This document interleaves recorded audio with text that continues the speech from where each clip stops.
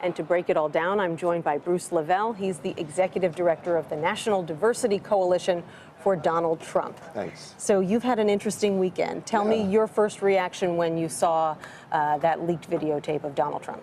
Well, obviously the language wasn't kosher, and Mr. Trump did apologize. When I did examine it, it was kind of like guys laughing and talking to each other on that. He didn't know he was being on audio, whatever, and it was just locker room stuff talking. But do you ever talk like that? No, I don't. I mean, do you know a lot of guys who talk? I will tell you this. I served in ministry for many years as a volunteer and worked with youths. I still work with young black men back in Atlanta and mentor them. We do a lot of mentorship, and there is a strong, one thing about this, Nancy, bringing this out, I've always said that our campaign brings out a lot of the questions that need to be addressed, especially in our African American communities on the black vote, when he says, well, what do you have to lose with that some of these municipalities and cities have been under Democrat rule? It's like, hey guys, you've had this, so a lot of things are being brought to the forefront, but it's also going to question a lot of people on how they do talk privately about each other and making comments like that. So you're saying it's a good thing he spoke like that? Well, no.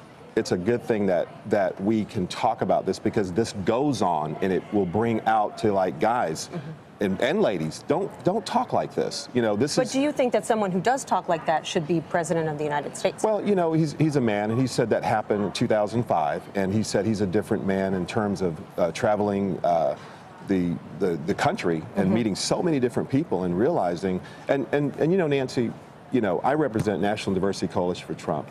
We're the largest diversity coalition ever in the history of a Republican candidate. We have over 1 million signups. We have Mexican Americans for Trump, Korean Americans for Trump, CJ Tara, Muslim Americans for Trump, Filipino Americans for Trump, Haitian Americans for Trump, African American pastors for Trump.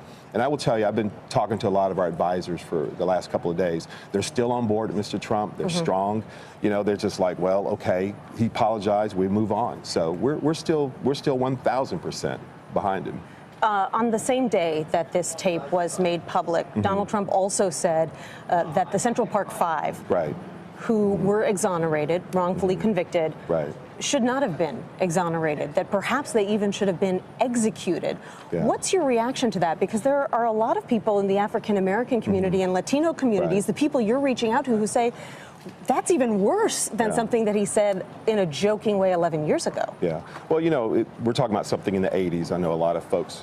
But he's talking about it now. Well, at the end of the day, back in the 80s, I remember traveling to New York, and you remember being like, don't get caught in Central Park after dark. And it was a lot of unfortunate crime in the community. And the statement that went out was not directed towards that. It was a direction towards what happened to the young lady that was raped and murdered, and the other murders that went on in the community, to say, hey, we need to bring back the death penalty, because the United States, if I'm not mistaken, does have 31 states that, exercise capital punishment. So that was just a statement like, look, if you guys are going to go out here killing everyone, then we need to have something to stop this. So that was more of a call to, New York to say, hey, you go out and rob, you do this, we want the death penalty. That's not necessarily what he said. He said that these 5 men, African American, Latino men, who were wrongfully convicted shouldn't have been exonerated, even though, what does that say about his respect for the rule of law? Well, no, this is what I've always said from day one, Nancy, and I'm not trying to dodge your question, that a Donald Trump administration is actually going to help our justice system. And I've always said that when you have a man or woman that runs without any special interest group or anything tied to you, you are going to have the best ability to choose the best attorney general, the best, everything that goes down, that trickles down under that type of administration. So with that being said, a prosecution that dropped the ball, a prosecution that rushed through political ties and other elected officials who were infected by the system, who owe their constituents and their backing to say, hey, we got to make a decision. They forced that on these children really quick and made a quick judgment. So, I think it's fair to say that, respectfully, that it's a combination of all types of law enforcement and other elected officials that was part of all of this. So the Trump administration not being holding to any special interest group, no super PACs, that's going to be refreshing for him to choose people that aren't beholden to these groups. That's going to put a mayor under pressure. Say, hey, you got to make a decision. You got to do something. We're going to reelect it if you don't do something. So they rush that on those children. So it's infected across the board, respectfully. So that's a strong argument. But when you look at the polls, the vast majority of African American voters, Latino voters, aren't sticking around to hear that argument because they're so turned off by things that he has said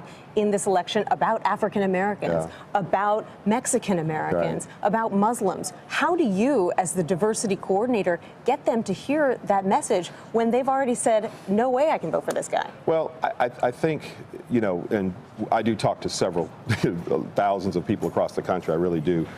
In terms of, let's go down the list, African American supporters.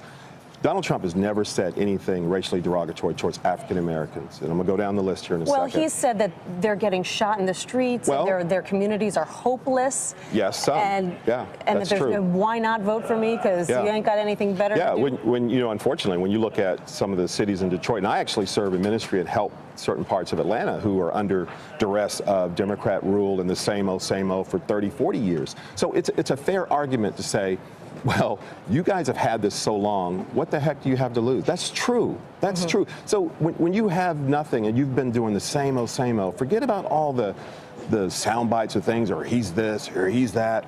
People are going to go in that curtain in November 8th, and they're going to say, you know, especially black folk. He says, you know, he's keeping it real. He's talking about stop and frisk. Well, I mean, you know, that's something that turns off. You know, I was talking to a close friend of mine. He's the CEO of a diversity coalition, and he's a pastor in Cleveland.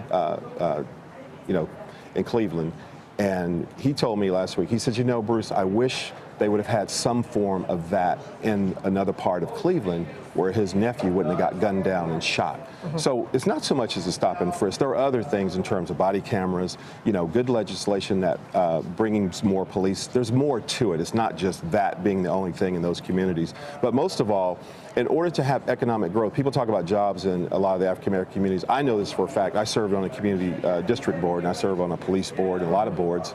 And that one thing I know, you can't have any economic growth or any good schools without public safety. So public safety is going to have to be addressed extremely aggressive.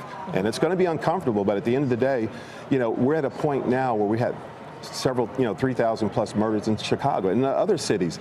So at what point do we say, you know, what do we have to lose? What we have to do whatever we can to save our children. So that's a very emotional tie to Mr. Trump's heart. I know that for a fact. Bruce Lavelle, the diversity coordinator for the Trump campaign. Thank you so much for joining me today. Thanks for having me. I appreciate it. All right.